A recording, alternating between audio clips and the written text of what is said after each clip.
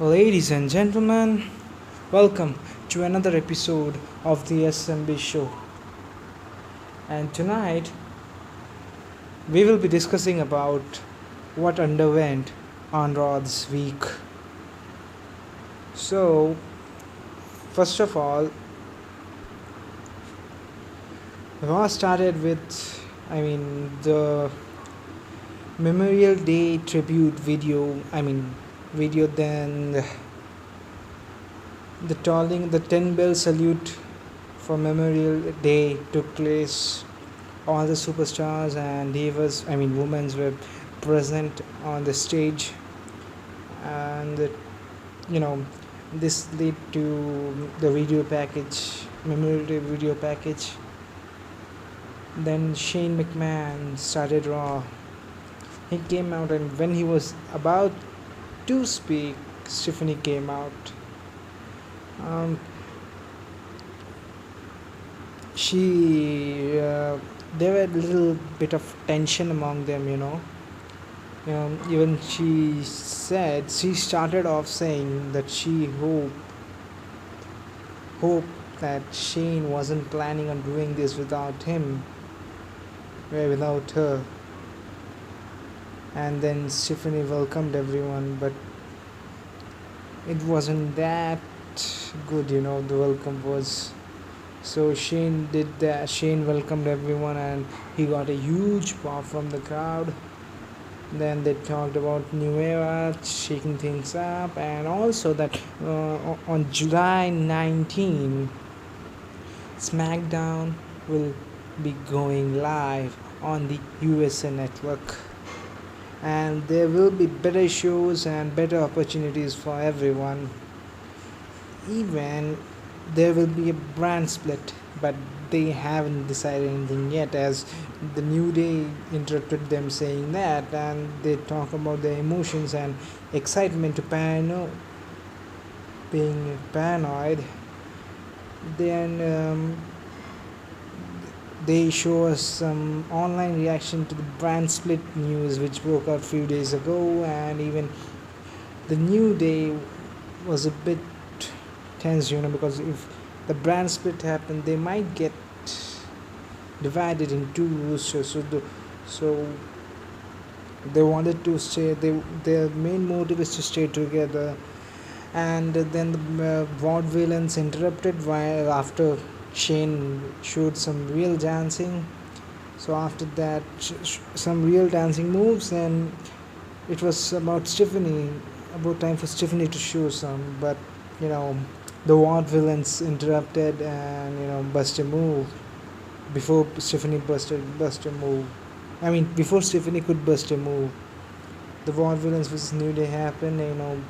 It was when Kofi got the tag. Kofi tagged Biggie in, and Biggie started unloading on Aiden English. Luke Gallows and Carl Anderson, aka The Club, ran down, laying out Xavier Woods. Kofi went to make the save, but they took him out too. The referee rang the bell. The Vaudevillain double teamed on Biggie in the wing. Gallows and Anderson got in, and they hit the magic killer on Biggie as the fans booed. So after the commercial break, it was Anderson and Luke Gallows backstage when Renee Young catched up with them, and they said that they are here to prove that they can do as much damage without AJ, and they plan to put the New Day, the tag team division, and the whole roster on notice. They are just getting started. So the fact that this segment was really good, because the opening segment was a bit entertaining, which led to a match, and this made a perfect condition for the club to make an impact. We know that Carl Anderson and Luke Gallows. They are extremely talented and they have the capability to take this to another level. Just like they are now one of the big best heels in the company right now, top heels if you say. After this segment, they proved that the things the internet fan, I mean the IWC has been saying since Roman Reigns won the feud against AJ, that a Roman and the Usos buried the club and AJ. But after this, they proved these things wrong. I mean, nobody buried no one. The word bury isn't suitable isn't a suitable word for this thing, because if they were buried, they won't be getting the mainstream spotlight or reaction from the crowd or from the backstage people. This was a good thing. So after that, um, yeah, yeah. Mm, the video of Sheamus attacking Apollo Crews backstage last week was shown. Then we went backstage when Big Show approached Crews, and Crews looked ready to fight, but Big Show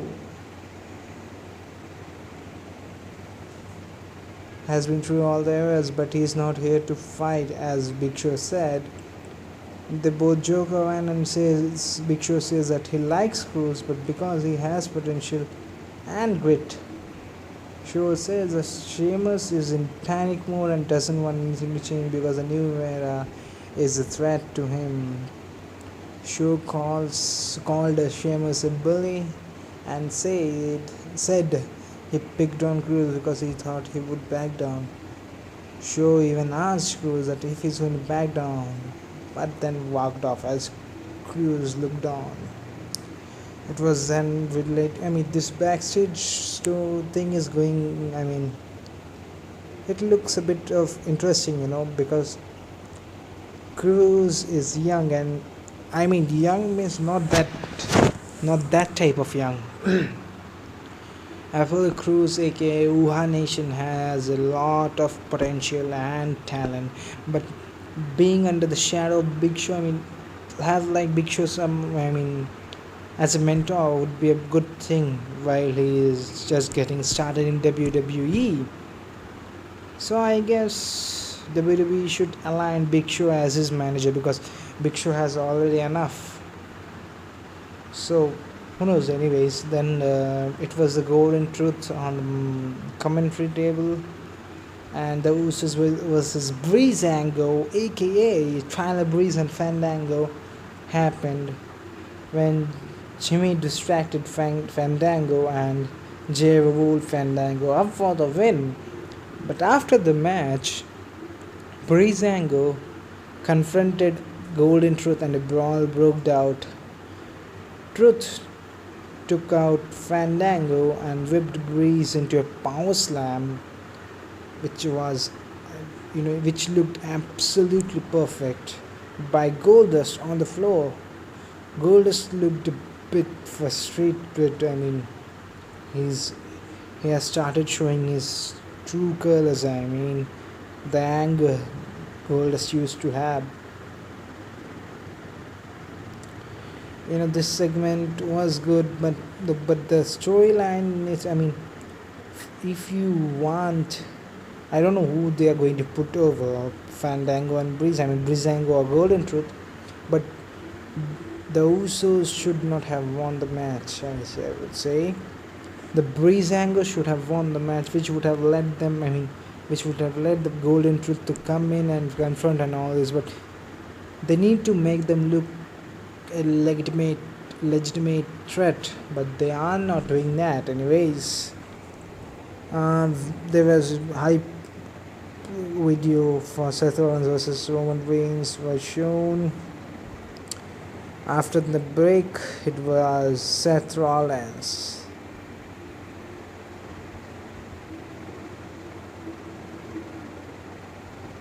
After the break, it was Roman Reigns. Roman Reigns came in and he talked about how Rollins and him were friends and all. Then he called out Seth Rollins. Rollins came out to a huge pop, but he stormed on the stage. Rollins was seen wearing tights. Rollins acted like he's going to hit the ring, but he stops and walked back up the ramp as fans booed.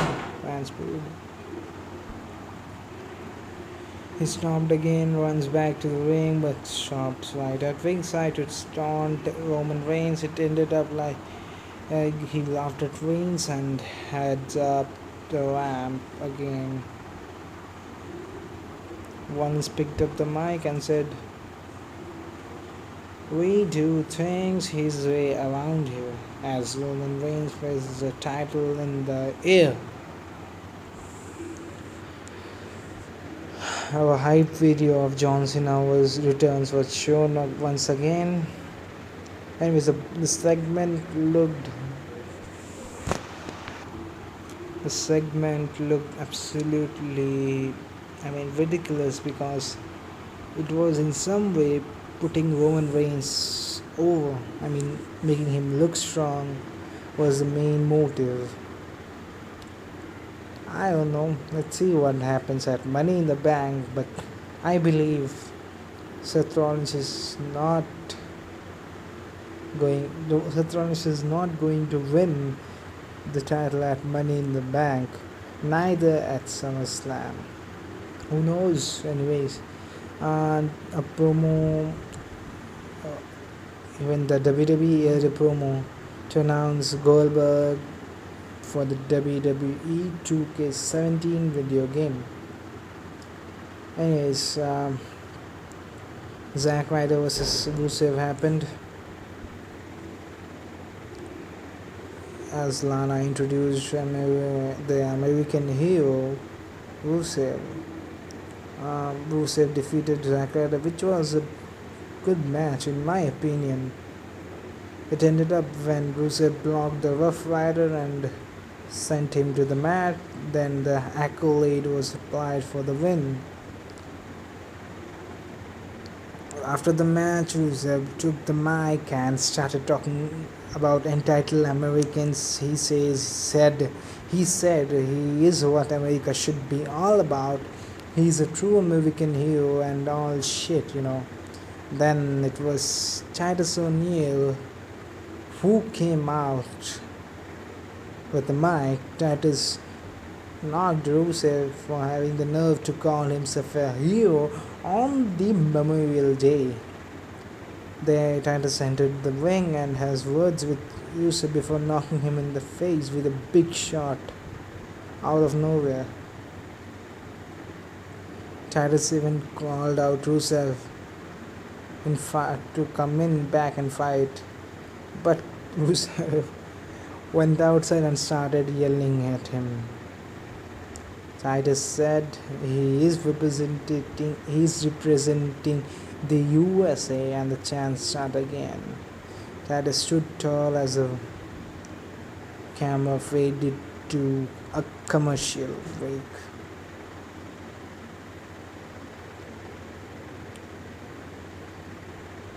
A video package with various superstars discussing last week's incident with Ric Flair and WWE Women's Champion Charlotte was shown, and we see video from early in the day where Stephanie McMahon confronted Charlotte backstage. Stephanie said she's embarrassed to have Charlotte represent the women of WWE and be champion. She called her a spoiled, shellfish and self-important brat. Steph told Charlotte to shut up and back down when she tried to speak. Steph said Charlotte is not a champion. She's just a waste of talent and they end up staring at each other after Stephanie walked off. Well, next it was Enzo Amore and Big Cats versus Deadly Boys. Enzo Amore and Big Cats picked up the win after hitting the rocket launcher for the win. After the match, they were celebrated as Dudleys looked on from the floor. The match, I will say. Then it was time for the return of the 15-time world champion, a future Hall of Famer, John Cena. He came and nailed a quick promo for Memorial Day, and the USA chants began. Cena talked about freedom and liberty, and then declared that he's back on Monday Night Raw and is fired up. He even said the question is if he still belongs here. Cena says the new era has arrived in his absence, which means new faces, new names who are thinking Cena's best days are behind him. Cena said he's not just roll over and go away, he will not go quietly in the night. Cena said if the future is upon us, then they must go through. Then he tossed the mic and AJ came out. AJ hit the ring and fans are riled up as they start dwelling chants. Styles and Cena take it in and look around. It goes on for several minutes. Styles finally speaks and he welcomes him back.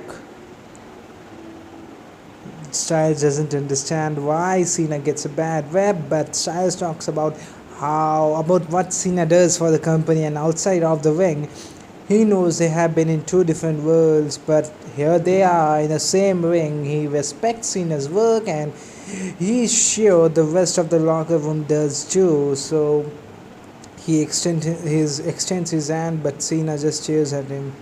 Cena finally shakes his hand and the music interrupts as Gallows and Anderson come out. They accuse AJ of kissing up to Cena, kissing their ass. They drop the mic and go to enter the ring as Styles get ready to fight and Cena joins him. Cena tosses his t-shirt and turns around to a right hand from AJ. The club, aka Gallows and Anderson and AJ Styles, team up on Cena. Thus AJ turning heel. Anderson sent Cena into a big boot from Gallows. The beatdown continues. The club stands tall over Cena and Too Sweet, that sign, Too Sweet sign each other. Styles, Gallows and Anderson live together while Cena is still down on the mat. Styles rushes back into the ring and beats on Cena as Gallows and Anderson encourage him. Fan boo as the club leaves the ring once again. But Styles runs in back and unloads on Cena with more right to the left. Styles plays to the crowd as they boo him. He joins Gallows and Anderson on the ramp and they leave talking trash. We see referees running, after that referees ran down the ring to check on Cena, but again AJ ran down the ramp and back into the ring for more. Gallows and Anderson pulls him off and they laugh at Cena before leaving. Styles yells about doing everyone a favor as again Raw went off to a commercial. This segment was the main attraction.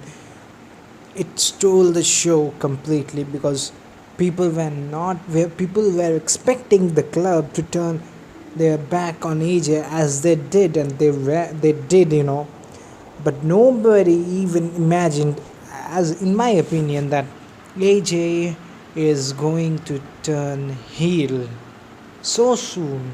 But it was about time. After getting thrashed by Roman on the main event, it was about time for AJ to turn heel. So next it was Natalia versus Jana Brooke. Natalia, the Dana Brooke picked up the win after Charlotte jumped on the apron while Natalia went for the sharpshooter on Dana. After that, Natalia went after Charlotte and Dana took advantage, hitting the modified Michi Nerko driver for the win. After the match, Charlotte came in and they double teamed on Natalia as fan chant for Sasha Banks, and boo Charlotte and Dana Brooke. But it was Becky Lynch who came out to the save as Dana and Charlotte retreat into the crowd while talking trash. Then we see, this match was not that good, but the aftermath was really good. I don't, I mean, Becky Lynch saving, Becky Lynch and Dana Brooke, Emma feud was going hard while Emma got injured, so putting her in the main event scene alongside Natalia to take on Dana Brooke and Charlotte was a good move.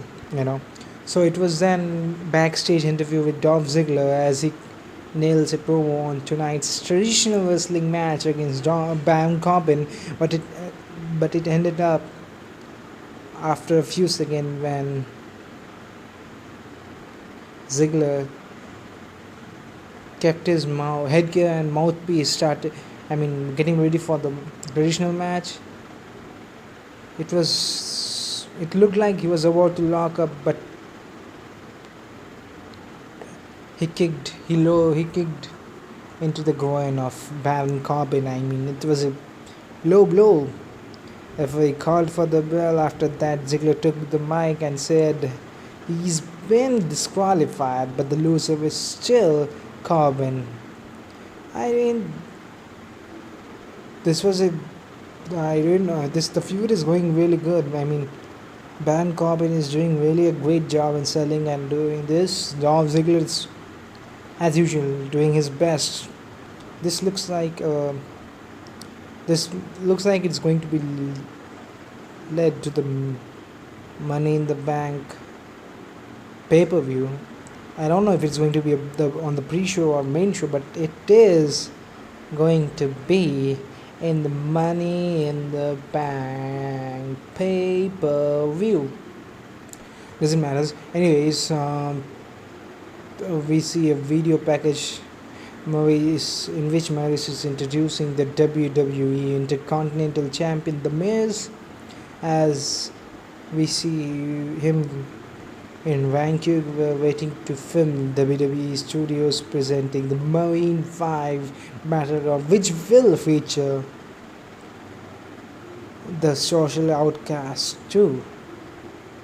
Miz needs rest for shooting, but he said we will be hearing from him each and every week as he's out there filming. It's time for the main event. It's Dean Ambrose, Sami Zayn, and Cesaro versus the team of Kevin Owens, Chris Jericho, and Alberto Del Rio. Well, the match was very good, but it ended up a bit in controversy as it ended up in controversy after these people, Jericho, Del Rio and Owens confronted outside. They talked trash to each other, and then it was Chris Jericho who was tossed out by Dean Ambrose. Then Dean dived outside, taking 3 of them out. It was really a good match, but after that we saw Kevin Owens getting the tag from Jericho after Y2J hit the code breaker on Dean, but Dean was still able to kick out as I mean after Owens tagged himself in before Jericho could pin Ambrose after hitting the code breaker. Ambrose kicked out, Zayn hit the hell of a kick on Del Rio while Owens super kicked Zayn. Then he went for the pop-up powerbomb and out of nowhere where Ambrose hit the dirty deeds on Owens for the win. I mean it was a very good match, you know. It was all around. It was an all-star match, if you say, because it included 6 superstars who are in the Money in the Bank ladder match. The fact that Ambrose has had the upper hand, the fact that Ambrose had the upper hand, which might lead to people thinking that he might win the briefcase at Money in the Bank pay-per-view, but who knows. Anyways, it was a good match, I guess, and the fact that I was a bit disappointed because WWE and Bray Wyatt WWE has been teasing about this hatch thing on Twitter, and Bray Wyatt was teasing about Sister Abigail and his return on Twitter, but it was really unexpected and disappointing for me, and I mean for many people because we were expecting Bray Wyatt to return, but he didn't. I don't know when he's gonna, but really, I'm starting to follow the buzzards.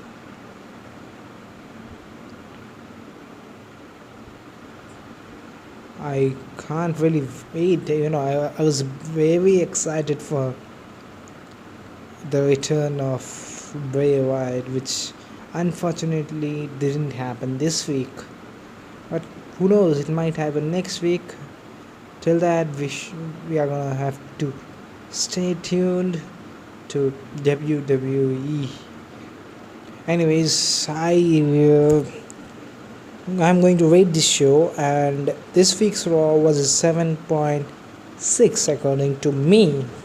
I will give it a 7.6 out of 10. Really good show. Pure entertainment, heel turns, returns and all. It was overall a great, total package. Well, guys, thanks for listening to the SmB Show.